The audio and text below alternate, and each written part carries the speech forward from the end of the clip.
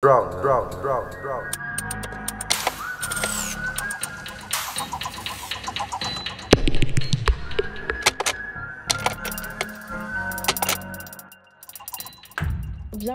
dans ce webinaire de l'Observatoire des politiques culturelles. Je suis Alissane Jandel, responsable de l'animation des communautés professionnelles, et j'anime ce webinaire avec ma collègue Frédérique Casgrain, qui est collaboratrice au pôle média. Bonjour à tous et à toutes. Vous êtes ici dans le troisième épisode du 57 de l'OPC. Donc, c'est 57 minutes pour aborder un thème d'actualité, de politique culturelle, avec des professionnels de terrain qui viennent partager leurs expériences et leurs observations.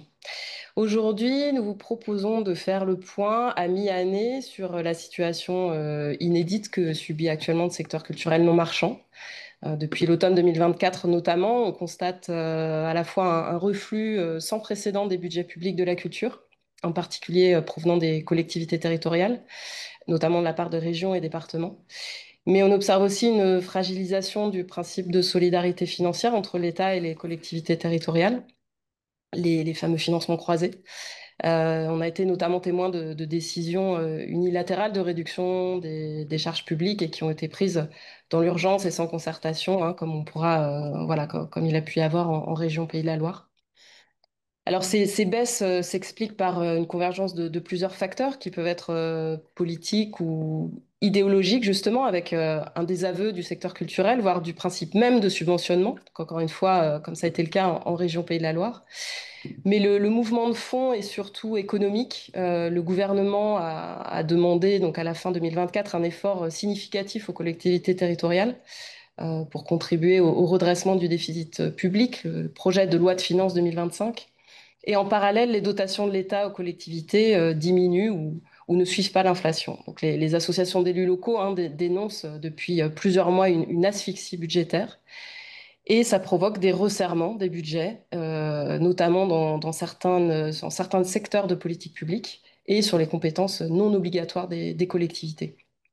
Alors le précédent webinaire qu'on avait fait fin 2024 proposait le témoignage de deux directrices d'affaires culturelles autour de la question d'évolution des budgets des collectivités. Comment orienter les choix de politique culturelle des collectivités en temps de crise, avec quels leviers, quelle réorientation. Et aujourd'hui, on va plutôt se placer du point de vue des organisations qui sont impactées par ces baisses de budget en tentant d'objectiver tout cela, d'objectiver cette situation. Et pour ce faire, on s'appuie sur quatre sources qui sont à la fois donc des enquêtes menées par des réseaux professionnels auprès de leurs membres et l'initiative Cartocrise Culture 2025 qui est portée par l'Observatoire des politiques culturelles. Sur les trois enquêtes que nous allons vous proposer de présenter ici, on a donc le 9e baromètre de la COFAC, la coordination des fédérations et associations de culture et de communication, baromètre que va présenter Marie-Claire Martel, qui est présidente de la COFAC. On a aussi demandé à Aurélie Anedouche, directrice du SMA, donc Syndicat des musiques actuelles, de venir nous parler de leur enquête sur les coupes budgétaires dans la culture et quels impacts, notamment sur les musiques actuelles. Et l'enquête flash Interpol Culture en danger en Pays de la Loire et Maxime Godet, qui est directeur du pôle de coopération de la filière musicale en Pays de la Loire, viendra voilà, témoigner et est là pour en témoigner. Et je vous donnerai aussi quelques chiffres et quelques analyses oui, sur la carte aux crises culture 2025. Alors, merci Aurélie, Maxime et Marie-Claire d'avoir accepté de participer à ce webinaire. Avant de vous passer la parole, peut-être des précisions sur les modalités de participation. Donc, le webinaire va durer 57 minutes, voilà une petite heure. Tout au long de l'échange avec nos invités, vous pouvez réagir dans le chat si vous souhaitez que ce soit lu par tout le monde. Mais si vous avez des questions à formuler, l'idéal, c'est de la poser dans l'espace questions et réponses. Vous avez un petit picto Q et R. Voilà, donc les questions seront traitées à la fin du webinaire, notamment par Frédéric. Et pour vous permettre aussi, on va projeter pendant un temps du webinaire un PowerPoint, enfin un diaporama, pour vous permettre de l'avoir aussi sous les yeux si vous voulez l'avoir sur votre bureau parce qu'il y a pas mal de chiffres. Il est dans le chat là, ça y est. Voilà, Fred vient de le poster dans le chat, donc vous pouvez aussi le récupérer. Ok, ben c'est parti. Déjà, premier temps, ce qu'on vous propose, c'est de présenter justement ces quatre sources, enquêtes et cartes-crises, avant ensuite de passer un temps de communication des grands enseignements de ces enquêtes, et puis de terminer par un temps qui est plus prospectif, et notamment autour des stratégies de mobilisation. Donc peut-être que, alors je passe la parole déjà à Maxime pour le pôle Pays de la Loire pour nous présenter l'enquête et je vais vous partager tout de suite. Hop, voilà, c'est pas du tout sur le bon. Donc on est présentation des enquêtes. Voilà. Maxime, je te laisse démarrer. Bonjour à toutes et tous. Merci beaucoup pour l'invitation sur Oui, je sur sais, ce attends, attends. webinaire. Le démarrage est en cours, le plein écran arrive. Oui, Maxime Godet, moi je suis directeur du pôle musique Pays de la Loire, mais aujourd'hui j'interviens au titre de l'Interpol, qui n'est pas une organisation qui vise à Présentation. lutter contre la Diaporama. criminalité en Pays de la Loire, mais qui est un regroupement de 6 associations qui sont dédiées aux professionnels de la culture, qui représentent 6 filières culturelles dans la région Pays de la Loire. La première d'entre elles, c'est le pôle musique qui a été créé en 2007. Et puis, vous avez le pôle cinéma créé en 2013, le pôle livre en 2014, le pôle art visuel en 2015, patrimoine en 2018. Et puis, le dernier né des réseaux culturels régionaux, c'est le pôle spectacle vivant qui a été créé en 2022.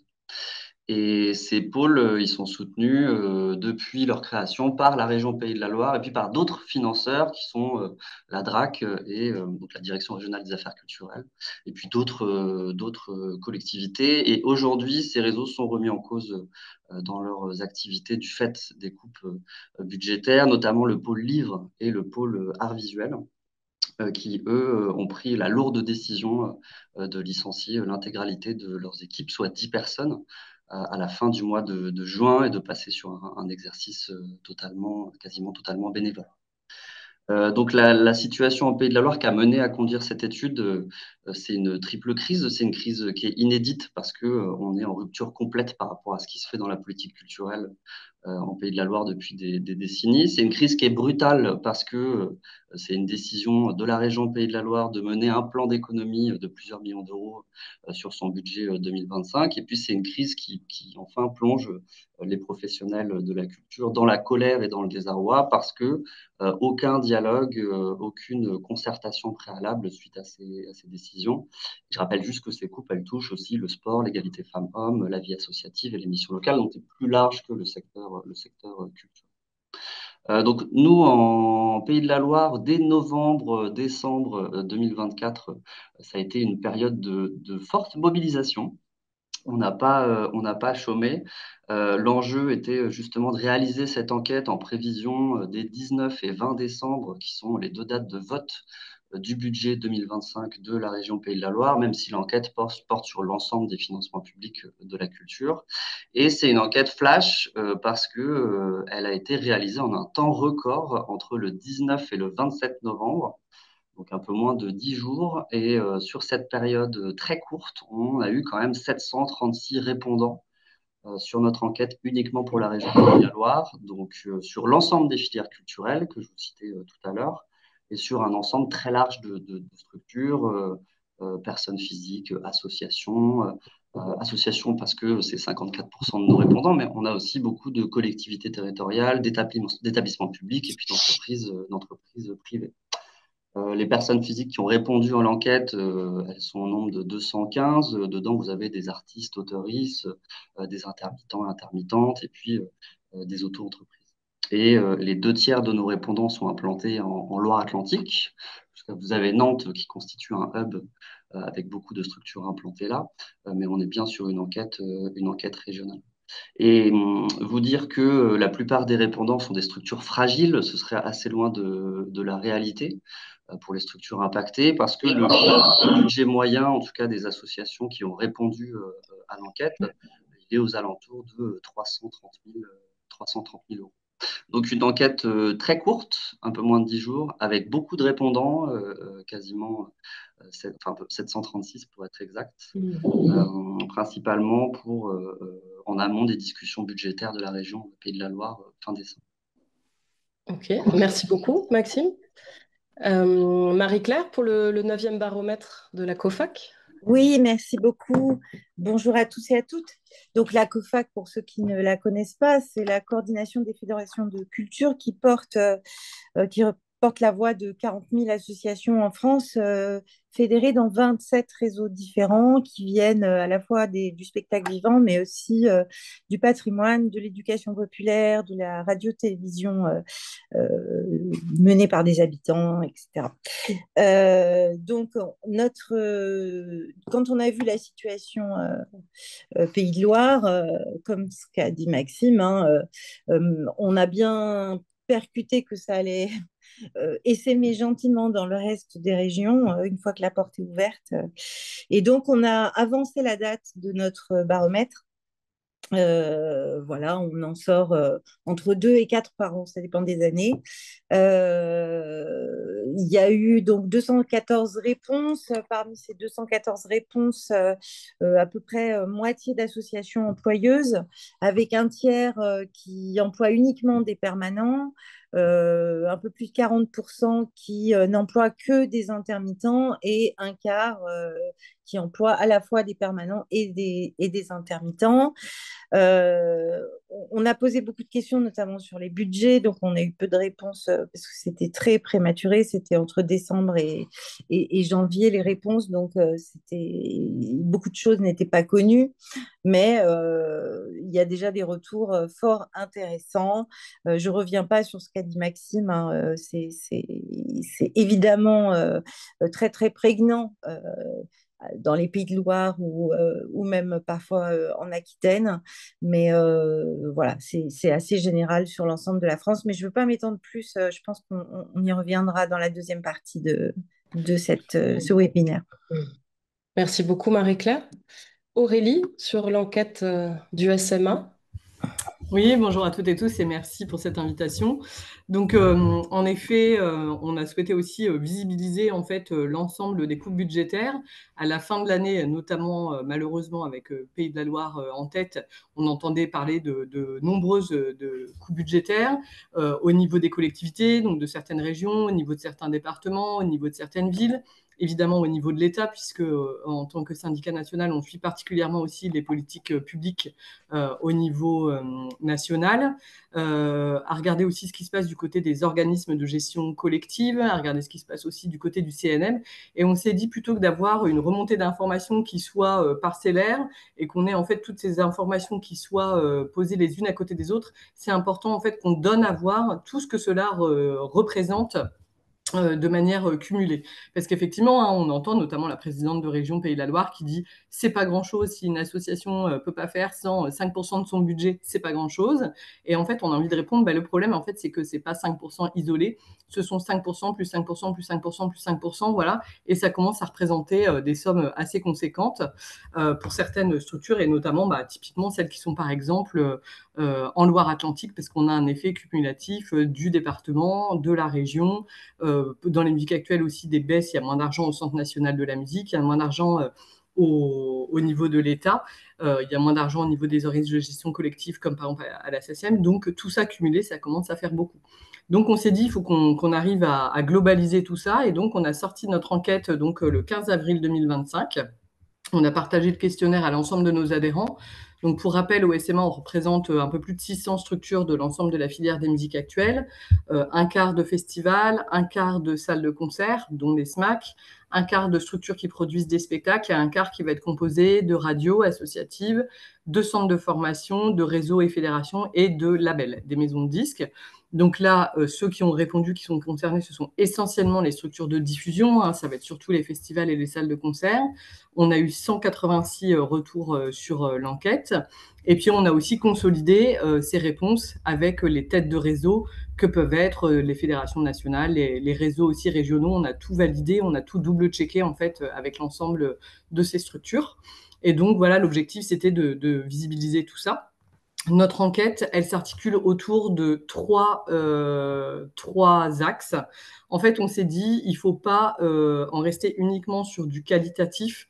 notre objectif aussi, parce qu'en fait, on a bien conscience que de plus en plus, dans la population, quand on dit qu'il y a des baisses du côté de la culture, pour bon nombre de citoyens, on a un peu une insensibilité par rapport à cet argument, c'est bah oui, mais il y a plus important.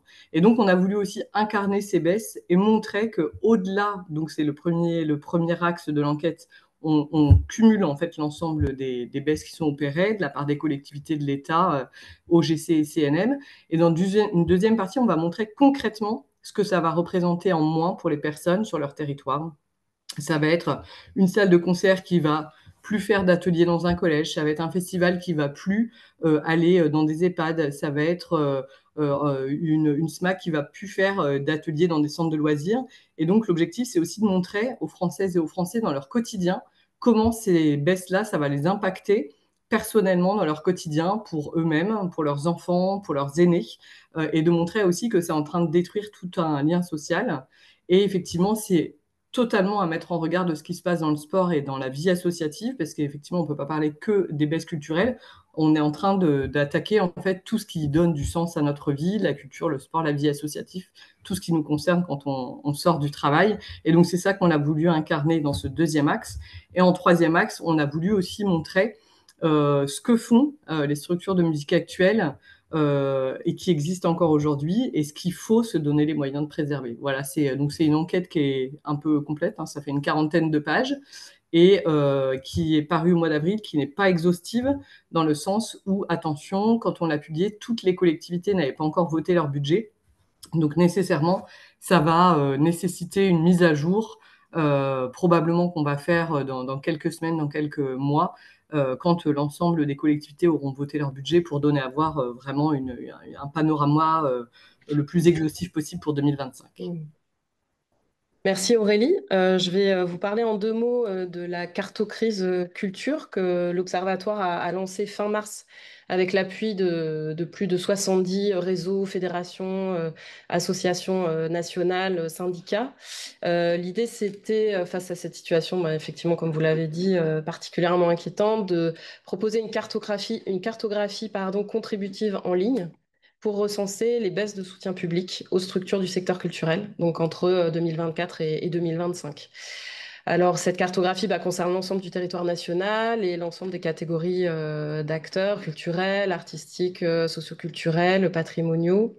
L'idée, c'est que chacune peut remplir un formulaire en ligne, hein, très simple, et déclarer plusieurs types d'informations, donc déjà le nom et la localisation de la structure, bien entendu, pour qu'elle apparaisse sur la carte. Le domaine d'activité, savoir si elle dispose d'un label national ou pas, un label ministère de la Culture. Le montant et la provenance des baisses cumulées de soutien public, hein, donc provenance en fonction des différents niveaux de collectivité, et puis un champ libre sur les impacts. Donc ce sont des informations déclaratives qui s'affichent en direct, en temps réel sur la carte. Et la base de données est en open source, donc elle est téléchargeable, et tout à chacun peut aussi utiliser et analyser les résultats. Voilà, cette cartographie, elle a plusieurs objectifs, hein. Déjà, l'objectif de connaissance, besoin d'identifier quels sont les organismes culturels impactés par les baisses de soutien public en 2025, et puis aussi dans quelle proportion. Et puis un second objectif qui est plus de sensibilisation et d'alerte, sensibilisation publique sur la fragilisation du secteur culturel non marchand. On est à ce jour à 645 contributions, donc il y a énormément de contributions le premier mois, et puis ça s'est un petit peu, voilà, la vague s'est un petit peu calmée, et une des raisons, c'est aussi, comme tu l'évoquais Aurélie, même encore aujourd'hui, il y a certaines structures, et notamment les plus petites, qui n'ont pas encore de notification de la part des collectivités territoriales, donc qui ne connaissent pas encore non plus quelle va être la part de subventions, voilà, ou de budget public. Donc merci, on a présenté les 4 sources sur lesquelles on allait s'appuyer. Maintenant, l'idée, c'est de vous proposer, voilà, de témoigner des enseignements. Qu'est-ce qu'on peut tirer de ces enquêtes, notamment en termes d'impact et de conséquences sur les structures culturelles. Sachant, hein, on rappelle qu'il s'agit là, mais vous l'avez dit aussi, de premières observations. Ces enquêtes ont lieu fin d'année 2024, début d'année 2025. On est là à la mi-année 2025. Donc la situation est encore amenée à évoluer, mais je crois que ça donne déjà des tendances, voilà, des tendances intéressantes à observer. Alors peut-être je repasse la parole à Marie-Claire pour parler des analyses, des résultats du 9e baromètre de la COFAC. Et puis tu me diras quand je passe à la slide d'après. Très bien. Globalement, alors, comme l'enquête est intervenue très tôt après les premières annonces, évidemment, la majorité des collectivités territoriales n'avaient pas voté leur budget. Cependant, il y avait déjà de premiers retours, notamment au niveau des régions. Ce qu'on peut voir, c'est que globalement, moins vous êtes employeur, plus vous avez de subventions communales, plus vous êtes employeur, vous avez des subventions départementales et régionales. Euh, les associations employeuses, par exemple, au niveau des régions, globalement, 79% des associations ne demandent pas de subvention. Mais parmi les 28% qui restent, 30% ont reçu une subvention inférieure à celle annoncée, 10% ont eu zéro et 7%, bizarrement, ont reçu une subvention supérieure à celle annoncée. La tendance est à peu près la même concernant les départements et concernant les communes, qui est quand même le principal financeur des associations portées par les citoyens, notamment les associations de pratique amateur. La tendance est la même, mais les chiffres pour l'instant sont meilleurs.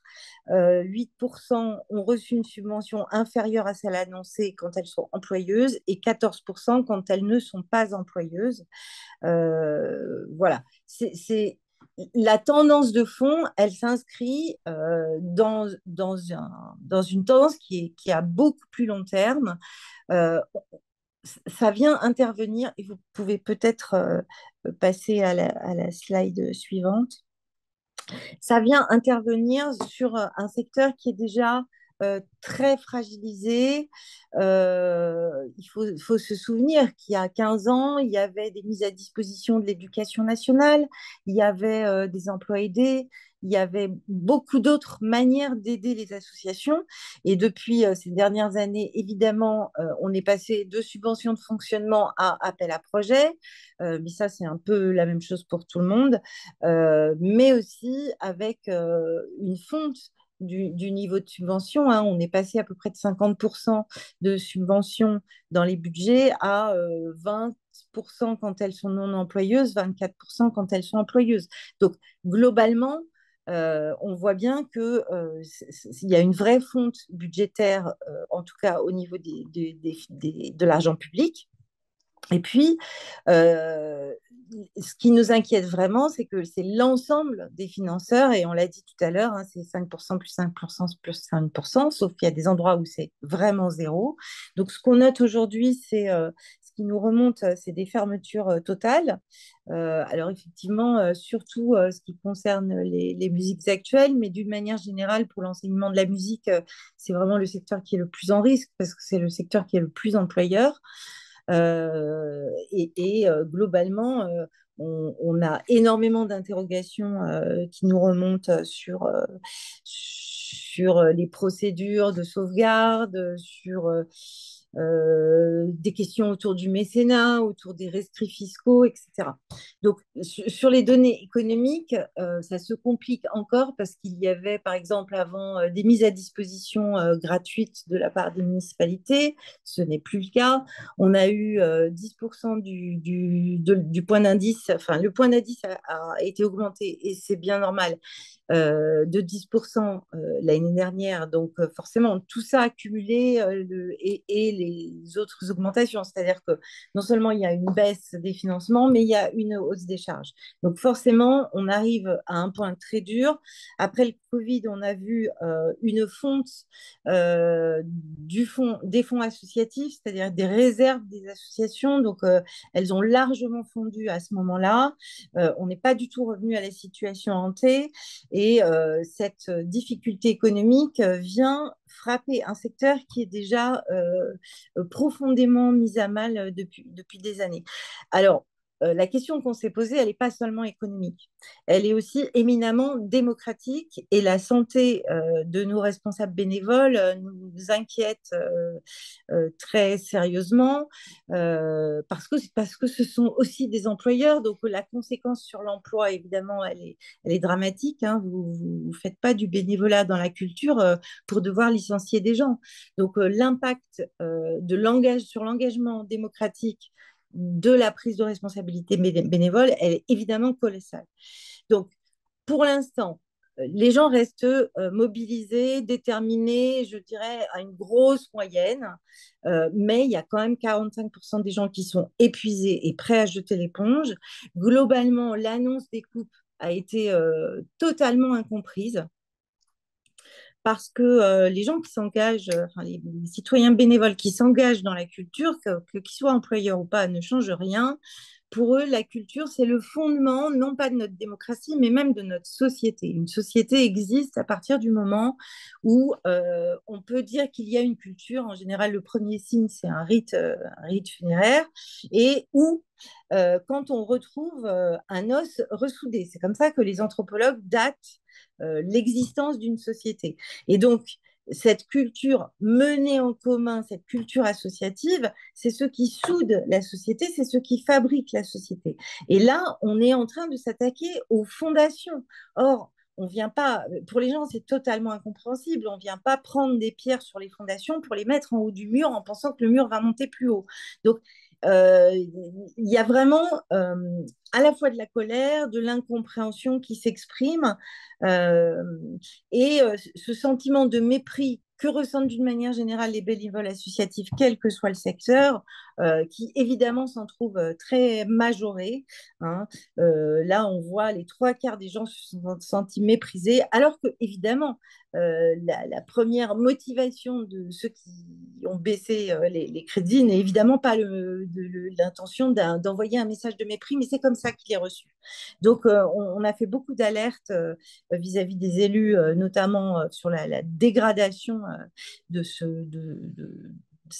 l'ambiance, du sentiment qu'ont ces gens qui sont les plus engagés dans la société. Et ça nous inquiète énormément dans un contexte où on avait déjà du mal à trouver des responsables bénévoles. Donc, ces deux, voilà. Donc, ces deux choses se conjuguent et viennent amplifier largement. Donc, on assiste évidemment à des licenciements économiques. On assiste aussi parce que simplement les projets sont rognés depuis tant d'années qu'on est vraiment à l'étiage depuis déjà longtemps, et notamment avec la reprise un peu faible après le Covid. Donc là, aujourd'hui, soit vous licenciez des gens, soit vous menez moins de projets. Donc évidemment, on va finir, on voyait déjà la trame, là, il y a des trous qui se créent. On a des radios qui ont été fermées, on a des écoles de musique qui ont été fermées. On a globalement demandé à nos membres de se reporter sur la carto-crise parce que ça ne sert à rien qu'on soit plusieurs à faire le travail. Donc, évidemment, dans la carto-crise, il y a sans doute certains des membres de la COFAC qui continueront à venir s'inscrire. Et puis, l'autre solution, c'était d'augmenter les tarifs, mais comme les finances des familles n'augmentent pas en conséquence, ça devient très compliqué. Donc, il y a aussi, on voit aussi non seulement une baisse des projets, mais une baisse de fréquentation dans certains endroits. Et donc, une très, très grande inquiétude qui pointe concernant, évidemment, la cohésion sociale et la place de la culture dans son ensemble. Merci beaucoup, Marie-Claire. Je propose à Aurélie de nous donner les grands enseignements de l'enquête SMA. Merci. Donc effectivement, comme je le disais, en fait, il y a trois parties dans cette enquête. La première partie, donc on est vraiment pour le coup, purement sur du quantitatif. Donc, on voit d'abord qu'au niveau national, dans le budget du ministère de la Culture, vous vous souvenez qu'il a été débattu tardivement à cause de la dissolution qui a été prononcée début décembre. Et donc, les arbitrages sont arrivés finalement qu'en janvier, alors que d'habitude, on repart avec un budget à la fin de l'année précédente. Donc, au début, il était question d'avoir des baisses à la fois sur les crédits 131. Donc, 131, c'est la ligne création. C'est ce qui vient financer, pour ce qui nous concerne, les salles de concert, les festivals, les équipes artistiques. Et il était question d'avoir aussi des coupes sur le 361. Le 361, c'est tout ce qui est démocratisation culturelle, transmission. En gros, c'est plutôt l'action culturelle. On a eu une grosse bataille en intersyndicale, employeurs et salariés, avec la ministre. Et au final, on a réussi à obtenir le fait qu'il n'y ait pas du tout de baisse sur la ligne 131. Et donc, les baisses sont portées uniquement sur le 361. Et donc, on note 68 millions d'euros en moins dans le budget du ministère de la Culture sur cette ligne-là. Ça comprend notamment aussi donc, le gel de la part collective du pass culture, hein, qui est arrivé un peu après le vote du budget. C'était quasiment concomitant. Et toujours au niveau national, le CNM, cette année, a 1,3 million de dotation budgétaire en moins. C'est une dotation budgétaire annuelle de l'ordre de 27 millions, à laquelle vient s'ajouter donc la perception des 2 taxes, la taxe streaming et la taxe sur le spectacle. Donc là, on a aussi moins d'argent qui rentre dans les caisses de l'établissement. Et puis du côté des OGC, donc les organismes de gestion collective, la SACEM, la DAMI, la SPEDIDAM, la SCPP et la SPPF, on a aussi moins d'argent qui arrive parce qu'on a eu cet arrêt RAP qui date de 2020 et puis la copie privée qui sont en baisse, ce qui fait que ces 5 organismes ont aussi moins d'argent à redistribuer au titre de l'action culturelle. Et donc, si on veut faire une synthèse au niveau national, c'est surtout en fait les financements vers l'action culturelle, vers donc tout ce qui est renouvellement des publics qui vont être affectés dans le budget cette année. Et évidemment, ça n'est pas sans conséquence en termes de prescription, en termes d'habitudes culturelles qui vont être créées avec les publics. Ça se mesure sans doute pas tout de suite maintenant, mais évidemment, on va pouvoir en mesurer les effets sur du moyen long terme. On peut passer à la suivante, s'il vous plaît. Merci. Donc, toujours au niveau quantitatif. Donc là, je viens de vous parler des baisses au niveau national. Ensuite, on a regardé ce qui se faisait région par région. Donc là, on a travaillé avec Maxime et l'ensemble de ses collègues pour vérifier en fait ce qui se faisait au niveau de chaque région. Et on a souhaité distinguer en fait les crédits d'investissement et les crédits de fonctionnement. Parce qu'en fait, par exemple, certaines régions, si vous regardez le détail, et je précise que l'enquête est évidemment en accès libre sur notre site internet, parce que là, c'est un peu petit, je pense, pour arriver à lire tout ça, mais vous pouvez la télécharger, bien sûr, sur le site du SMA. On voit que certaines régions ne vont pas baisser leurs crédits, et de tête, par exemple, c'est le cas sur la région Auvergne-Rhône-Alpes, parce qu'en fait, certaines régions vont monter leurs crédits d'investissement, mais baisser leur crédit de fonctionnement. Donc, on a un effet un peu trompe-l'œil. Donc, il faut aller regarder plus en détail pour ne pas se fier uniquement au discours. Et au final, on voit que donc 9 régions sur 12 vont baisser leur crédit cette année. Ça accumule donc au niveau cumulé, c'est un peu plus de 65 millions d'euros hein, en moins de la part des régions qui vont aller vers la culture, pas uniquement sur la musique actuelle, hein, tout cumulé.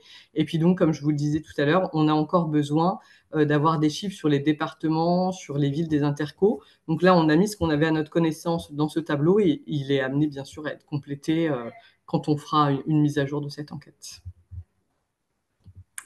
Voilà, et donc ce qu'on peut retenir en fait sur cette partie purement quantitative, c'est qu'on a un véritable effet ciseau, hein, et c'est ce qu'on voit notamment depuis la sortie de la crise sanitaire.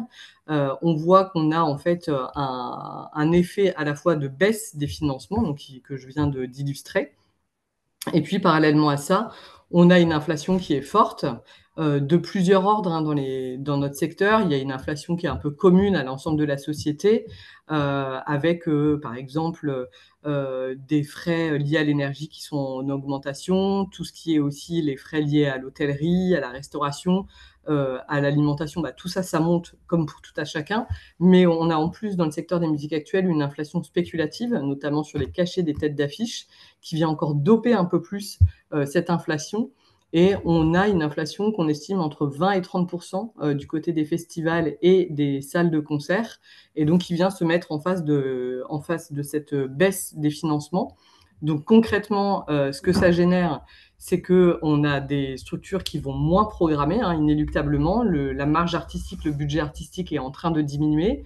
C'est là qu'on va devoir porter nos efforts, parce qu'on ne peut pas évidemment arrêter de payer sa facture d'électricité ou arrêter de payer des salaires, ça n'est pas possible. Donc on va aller tailler là où on peut dans la marge artistique. On va avoir du coup un effet qui va porter particulièrement sur les artistes les plus émergents. Parce que la part du budget artistique va avoir tendance de plus en plus à se concentrer sur les têtes d'affiche, et c'est d'autant plus vrai dans les festivals. Et puis une prise de risque qui va être moindre sur les artistes émergents. Donc la question qui se pose aussi, c'est un peu comme ce que je décrivais du côté de l'action culturelle. C'est sans doute pas un effet visible maintenant tout de suite, mais qu'est-ce que ça va produire à moyen et long terme? Parce qu'évidemment, si aujourd'hui on n'investit pas l'émergence, qu'est-ce qu'on va aller voir sur les scènes de musique actuelles, dans les festivals, dans les prochaines années?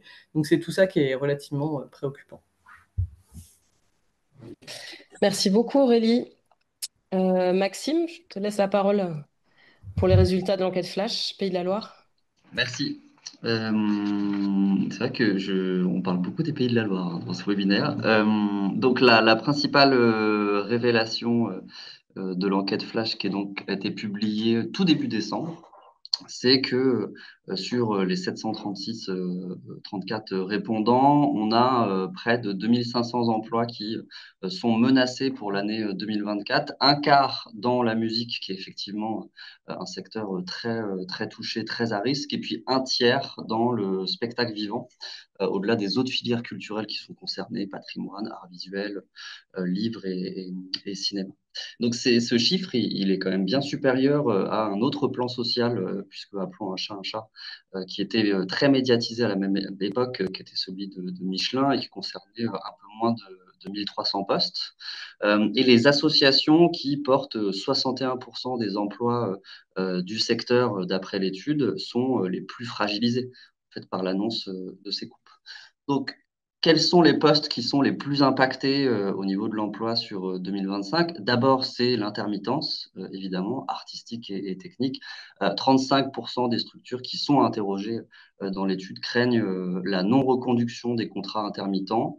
Ça marche pour le spectacle vivant, pour la musique et pour l'audiovisuel. Largement. Plus d'un quart des artistes, autoristes et entrepreneurs individuels anticipent une fin probable de leur activité. C'est des professionnels qui ont déjà un statut qui est très précaire et qui sont particulièrement vulnérables face à la réduction des financements des partenaires avec qui ils et elles travaillent. Et puis, troisièmement, impact qu'on pourrait qualifier d'indirect sur l'emploi, c'est tous les prestataires et puis les fonctions support qui peuvent travailler avec les structures culturelles sur de l'admin, de la diff, de la prod, et puis tous les prestataires images et son. Pour la musique, par exemple, beaucoup de prestataires techniques voient leur carnet de commandes qui réduisent, et puis des clients qui négocient vraiment à la baisse sur l'intégralité des devis. Donc cette crise de l'emploi culturel, elle a des répercussions sur d'autres secteurs d'activité que la culture. C'est le cas pour une salle de spectacle, une annulation d'une série de dates, puisque c'est une des conséquences directes. Ça veut dire moins de prestations de sécurité, ça veut dire moins de nuitées d'hôtel dans la ville où a lieu le concert, ça veut dire moins de marchandises achetées, moins de prestations de catering, de location de matériel, d'impression, de graphisme, même de pigiste. C'est tout ce secteur, tous ces secteurs-là qui sont concernés. Quand on sait que le ratio qui est communément admis, que 1 euro investi dans la culture en rapporte 6 au global, le calcul est quand même vite fait. Au-delà de l'emploi, il y a évidemment des impacts sur les activités des structures. Ça fait écho au témoignage précédent. 43% des structures qui sont subventionnées estiment qu'un arrêt des financements publics en 2025 menacerait la totalité de leur activité. C'est un effet par anticipation, hein, puisque l'étude a été publiée à la fin de l'année 2024. Mais là, en mai-juin, où on voit les plans d'action, ou plutôt les plans de réduction d'activité qui sortent au fur et à mesure que les budgets prévisionnels s'affinent sur les exercices 2025 et a fortiori sur 2026, on commence à voir les effets concrets et effectivement, on a déjà des témoignages de procédures de licenciement économique qui sont en place ou qui sont envisagées avant la fin de l'année.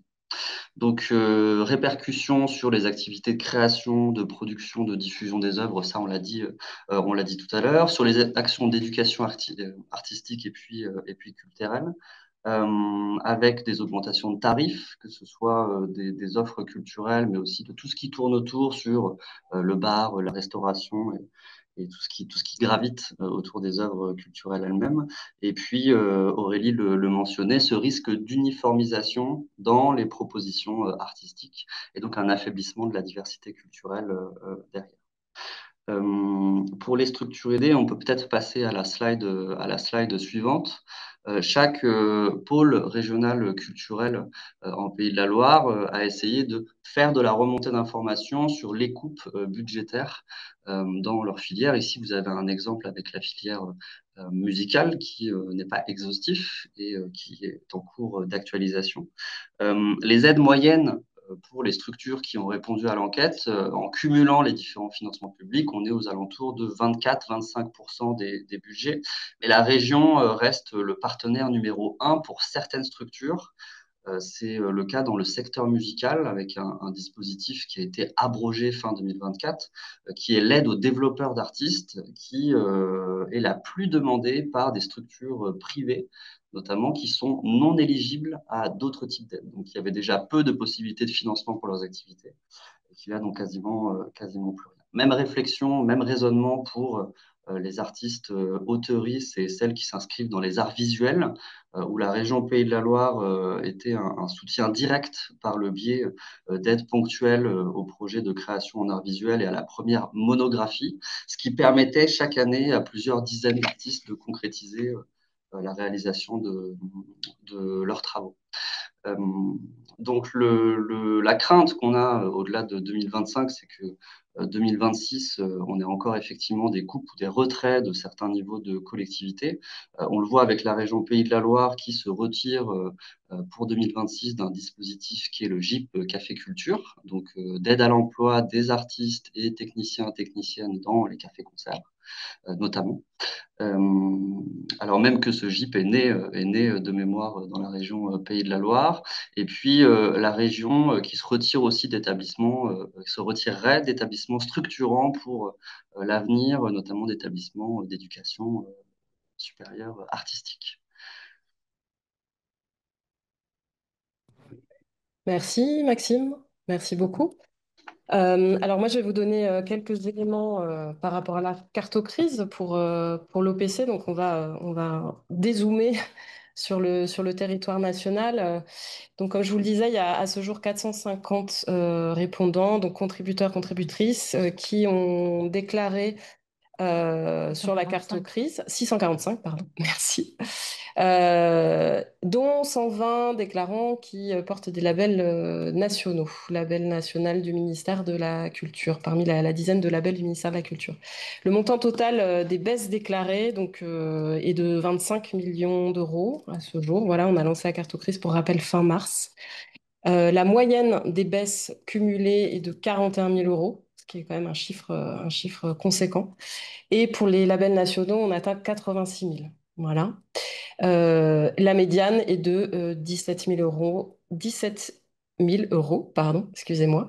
Donc la moitié des déclarants en dessous de 17 000 et l'autre moitié au-dessus de 17 000. Mais sachant qu'un tiers des déclarants ont quand même des baisses supérieures à 30 000 euros. Donc c'est des chiffres qui sont quand même assez importants. Après, si on fait un petit focus sur les domaines d'activité, puisque on le proposait dans le formulaire, on voit que donc les structures qui déclarent appartenir plutôt à le domaine d'activité spectacle vivant, donc on avait laissé la possibilité qu'une seule possibilité en fait. Donc on est quand même à 59% spectacle vivant, ce qui est énorme, hein, largement plus de la moitié. Donc suivre dans l'ordre, vous voyez, festival, événements, arts plastiques, livres, lecture, enseignement artistique, etc. Je ne vais pas tous les faire, mais peut-être Juste pour dire, bon, c'est un secteur qui apparaît comme le plus fréquemment mentionné, avec de nombreuses donc, compagnies, spectacles vivants, mais aussi des lieux labellisés, des festivals qui signalent ces réductions budgétaires. Alors c'est vrai que dans le spectacle vivant, le mode de gestion est majoritairement associatif, donc voilà, et donc très subventionné, et ça l'expose tout particulièrement. Mais aussi, on a constaté, on l'entend aussi dans les discours parfois, et ce domaine le domaine de la création paye un tribut plus lourd, notamment que celui du patrimoine, par exemple. Et puis aussi, on peut juste souligner que c'est un secteur qui est très structuré et plutôt bien représenté, avec une capacité de mobilisation assez forte. Donc, on pense aussi qu'il y a aussi cet effet-là. La carte grise a plutôt bien circulé dans le secteur du spectacle vivant. Mais malgré tout, ça reste de loin le secteur le plus touché. Quant à la provenance des baisses, donc là, je vous ai mis le nombre d'occurrences, sachant que là, on pouvait évidemment cocher plusieurs possibilités entre régions, départements, États, communes, intercommunalités et autres sources de soutien public. Donc là, sans surprise, hein, ça confirme aussi les tendances avec les régions et les départements qui sont fortement voilà, nommés comme collectivités qui baissent leur financement. En troisième position, on a l'État. Alors, on peut se dire aussi finalement que les communes, le bloc communal, finalement communes et intercommunalité, finalement résiste plutôt et on peut s'en réjouir puisque ça reste de loin le premier financeur de la culture. Pour rappel, hein, 56% des dépenses culturelles publiques proviennent du bloc communal, donc des dépenses culturelles publiques globales. Mais si on fait le focus juste sur les dépenses des collectivités territoriales, on est à 80% sur le bloc communal. Voilà, donc ça, c'est un peu, voilà, face à cette situation très inquiétante et morose, c'est aussi ça fait aussi du bien parfois de donner des points un peu moins négatifs, on va dire. Et je vais finir, mais alors là, très rapidement, parce que ça ne fait que refléter ce que vous avez déjà dit tous les trois, l'impact sur les structures. Donc là, on a analysé le champ libre, hein, où les structures pouvaient s'exprimer de manière libre.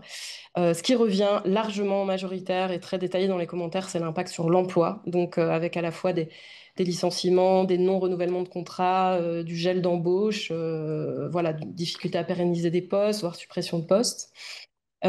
Puis ensuite revient la réduction ou l'annulation d'activités, comme vous l'avez dit, moins de spectacles, moins d'annulation de festivals, de résidences. On constate aussi que les projets d'action culturelle ou de médiation ou de AC sont aussi fortement impactés. Fragilisation financière des projets, donc déficit structurel, problèmes de trésorerie qui aujourd'hui sont critiques, voire incapacité à payer les salaires, et puis avec une incertitude encore énorme, puisque, voilà, comme on le disait, beaucoup de structures n'ont pas encore les notifications de leurs subventions, donc ne savent pas encore à quelle sauce elles vont être mangées. Et évidemment aussi la dégradation des conditions de travail hein, qui en découle, avec l'augmentation de charges de travail pour le personnel qui reste, recours accru au bénévolat, et puis évidemment toutes les conséquences avec un mal-être au travail qui s'accroît, hein, du stress, de l'épuisement. Et puis au final aussi de l'incertitude, la remise en cause des projets et de la pérennité des projets, donc le non-développement de nouvelles activités, des incertitudes sur l'avenir et le risque de cessation d'activité, voire de dépôt de bilan.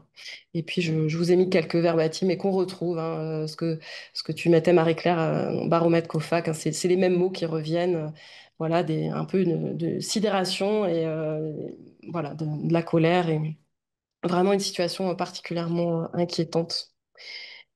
Alors, situation inquiétante, mais prospective. Comment se mobiliser pour la suite? C'était aussi l'objet de ce webinaire. On voulait conclure par ça, puisque alors, autant l'Observatoire ne représente pas d'intérêt de filière ou d'intérêt particulier, mais vous, voilà, COFAC, les pôles et puis l'USMA, quelle stratégie de mobilisation dans vos réseaux vous avez mis en place et vous prévoyez de poursuivre dans les mois à venir? Donc, une troisième partie, hein, quelques minutes avant de prendre quelques questions. Je vais arrêter le partage d'écran. Alors, je crois Et que, pardon, Marie-Claire, oui. ouais, Je crois que dans la stratégie pour l'avenir, il y a le mot d'ordre, c'est un des mots d'ordre en tout cas, c'est la coopération. Alors, coopération dans nos réseaux, et je vais y revenir, mais aussi coopération interréseau, hein, avec notre décision de diffuser votre carte aux crises, par exemple. Euh, et à l'intérieur du réseau, cette fois, une mobilisation sur deux axes, l'axe économique et emploi et l'axe démocratique. Donc sur l'axe économique et emploi, beaucoup de formations. Il y a cette injonction qu'on nous fait sans arrêt de transformer notre modèle économique, mais notre modèle économique, on l'a déjà transformé quand on est passé de 50% de subventions à 20% de subventions. Le modèle économique, il est déjà transformé. Et aujourd'hui, il y a cette injonction à aller vers du mécénat, sauf que les grandes entreprises ont toutes monté maintenant leurs fonds ou leurs fondations, et que ces fonds et fondations ne subventionnent pas non plus ou plus le fonctionnement, passent elles aussi sur de l'appel à projet. Et donc, vous trouvez face à des responsables associatifs qui ne sont plus que des gens qui remplissent des dossiers, en fait, des dossiers pour chercher de l'argent auprès du pouvoir public, auprès des entreprises. Donc, il y a ce besoin de formation, ce besoin d'accompagnement à la recherche de mécénat. Euh, et ce besoin d'accompagnement à la prise de responsabilité, ce qui fait on entreprend à partir de septembre notre tour de France de la prise de responsabilité bénévole, avec la sortie d'un guide d'accompagnement qui est sorti en décembre, qui avait été présenté aux rencontres culture, donc élaboré avec des responsables de terrain pour justement accompagner les structures à renouveler ces bénévoles, notamment dans les postes de responsabilité qui sont aujourd'hui très fragilisés, ce qui fragilise à la fois la culture, parce que ces associations, c'est celles qui font vivre les territoires les plus isolés, notamment, où il n'y a finalement pas de puissance publique culturelle, et il n'y a que des associations, et puis qui désespèrent totalement ces citoyens engagés. Donc, avec formation, information, discussion, coopération sur le territoire entre associations et entre secteurs, et entre les institutions publiques culturelles et les associations culturelles. Voilà, c'est ça nos axes. Merci beaucoup. Peut-être Maxime, en Pays de la Loire, pour la mobilisation à venir, qui a déjà Oui, été très forte, comme tu l'as montré. qui a déjà été très forte et il continue de se passer des choses en Pays de la Loire. D'autant plus que chez nous, c'est un peu le laboratoire, avec la région comme première vague d'une lame de fond qui est beaucoup plus profonde et qui concerne les autres niveaux de collectivité territoriale. Donc, on a eu des échos assez négatifs de départements, notamment, qui sont très contraints sur leur budget exercice 2025 et potentiellement 2026. Les villes, métropoles, agglomérations se retrouvent un peu dernier bloc, dernier rempart pour aller sauver des structures, en tout cas soutenir des structures, ce qui peut fonctionner temporairement sur 2025, mais pose la question de la pérennité de ces financements sur 2026. Et chez nous, on a vu des situations assez disparates entre des départements qui font le choix de la stabilité, en tout cas qui peuvent se le permettre, et puis d'autres qui sont contraints de couper dans les aides aux festivals, les aides aux écoles, etc. Donc, ce qu'il faut, c'est avoir un dialogue avec les différents niveaux de collectivité et puis bien sûr l'État pour prendre la mesure des arbitrages qui sont décidés, parfois un peu précipitamment et puis sans avoir conscience des conséquences que ça peut avoir. C'est un peu l'objectif de ces différentes études et il y a un dispositif qui s'appelle la CTAP, la Conférence territoriale de l'action publique, au sein de laquelle vous avez une commission culture qui est censée se réunir une fois par an. Et c'est peut-être un moyen de déclencher justement ce dialogue avec différents niveaux de collectivité. En tout cas, c'est une piste en Pays de la Loire. La deuxième piste, c'est d'actualiser les résultats. Des votes continuent ou continueront à tomber sur des orientations budgétaires. Donc, on a fait tout un cycle, nous, de rencontres territoriales dans les différents départements de Pays de la Loire au printemps 2025, ce qui nous permet d'avoir de la remontée de terrain. L'OPC de la carte aux crises est un excellent outil pour mettre en visibilité et puis sensibiliser nos interlocuteurs, interlocutrices. Et puis, chez nous aussi, plus globalement, la CRES, la Chambre régionale de l'économie sociale et solidaire, participe à cette remontée d'infos pour avoir un discours peut-être un peu plus avec un peu plus de poids en discutant plutôt ESS largement que culture uniquement. Et en septembre 2025, côté pôle, on aura une publication d'études avec une actualisation de coupes d'impact sur des coupes budgétaires, en tout cas pour la partie musique. Je sais que c'est aussi dans les tuyaux pour la partie spectacle vivant, pour le pôle qui s'occupe de cette filière. Donc l'objectif d'ici là, c'est de continuer à soutenir les structures les plus fragiles, notamment celles qui ont perdu des dispositifs de financement.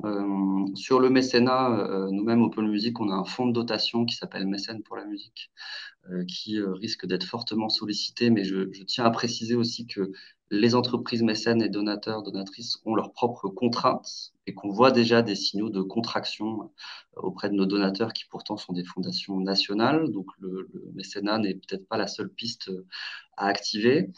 Nous, ce qu'il faut qu'on alimente via un dialogue et via l'actualisation des résultats, c'est notre plaidoyer vers les élus, parce qu'on a les élections municipales qui vont arriver en 2026, puis les régionales, puis les présidentielles, pardon, puis les régionales. Essayer de peser dans l'ajustement de critères de dispositifs de financement, notamment quand on impose des cofinanceurs. Là, on a des retraits de collectivités.